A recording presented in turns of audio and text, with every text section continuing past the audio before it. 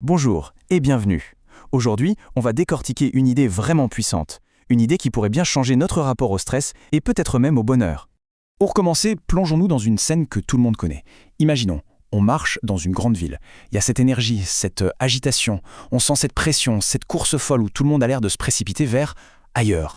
En fait, ce sentiment de toujours se dépêcher, ça met le doigt sur une de nos habitudes les plus ancrées. Cette croyance que le prochain moment, la prochaine étape, sera toujours plus importante que celle qu'on est en train de vivre. C'est une course qui ne s'arrête jamais. On atteint un but, et hop, on en a déjà un autre en ligne de mire. Et la clé, elle est là. Le stress, ce n'est pas le fait d'aller vite. Le vrai problème, c'est ce décalage constant. Notre corps est ici, maintenant. Mais notre esprit, lui, est déjà dans le futur, en train de s'inquiéter, de planifier. C'est cette division intérieure qui crée toute la tension. Alors, cette course incessante, ce n'est que la partie visible de l'iceberg. Ça cache un problème beaucoup plus vaste, une manière de voir le monde qui nous amène à percevoir le temps non pas comme un outil, mais comme une véritable prison. Bien sûr, on pourrait se dire « Attendez une minute, le temps, on en a besoin, non ? Pour nos rendez-vous, pour organiser nos journées, pour nos projets ?» C'est une question tout à fait légitime. Et c'est là que la distinction devient cruciale. Il y a le temps horloge, celui qui est pratique, indispensable pour fonctionner en société, et puis il y a le temps psychologique. Ah, celui-là, c'est une construction de notre esprit. C'est ce flot incessant de pensées sur le passé, plein de regrets, et sur l'avenir, plein d'anxiété. C'est lui la source de notre mal-être. Ces phrases résument tout, en fait. On passe notre vie à poursuivre un futur qui, par définition, ne peut jamais arriver. Parce que, quand le futur arrive enfin, eh bien, il n'est plus le futur. C'est juste un nouveau moment présent. Mais alors, qui est le grand architecte de cette illusion ? Quelle est cette partie de nous qui nous maintient dans ce jeu ? La source qu'on explore aujourd'hui l'appelle le mental égoïque, ou plus simplement, l'ego. Cet ego, c'est comme un personnage qu'on s'est créé. Il est fait de nos pensées, de nos souvenirs, et il a besoin de se raconter en permanence une histoire d'insatisfaction pour exister. Il a besoin du passé pour avoir une identité, et du futur pour avoir un espoir de salut, un jour peut-être. Le drame, c'est que l'ego cherche la paix, la joie, le bonheur, mais il cherche au mauvais endroit.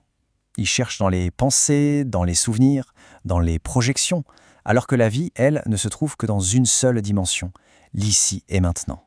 Alors, comment on fait pour s'échapper de cette prison mentale ? C'est la grande question.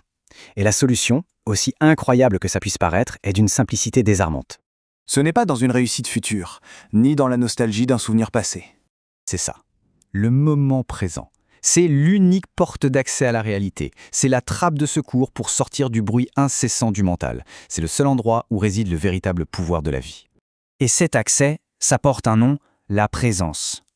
Attention, être présent, ça ne veut pas dire arrêter de penser. C'est impossible. Ça veut dire réaliser qu'on n'est pas nos pensées. C'est devenir la conscience qui observe le flot des pensées, sans se laisser emporter par le courant. Bon, alors, que se passe-t-il quand on commence à faire ce basculement, quand on passe plus de temps dans la présence que dans le mental ? Qu'est-ce qui change, concrètement ? Eh bien, pour cultiver cette présence, il y a des pistes. Ça commence par simplement observer ce qui se passe dans notre tête, remarquer ces pensées qui tournent en boucle, et puis petit à petit réaliser que ce ne sont que des pensées. On peut alors s'ancrer dans le présent, par exemple en portant son attention sur sa respiration ou sur les sensations de son corps. Et il ne s'agit pas juste d'une idée pour quelques-uns, l'auteur de la source a l'intuition qu'on assiste à un véritable changement de conscience collectif. D'après son estimation, environ 10% de la population dans le monde occidental commencerait déjà à faire cette expérience, à se désidentifier du mental. Il y a une analogie qui illustre ça à la perfection.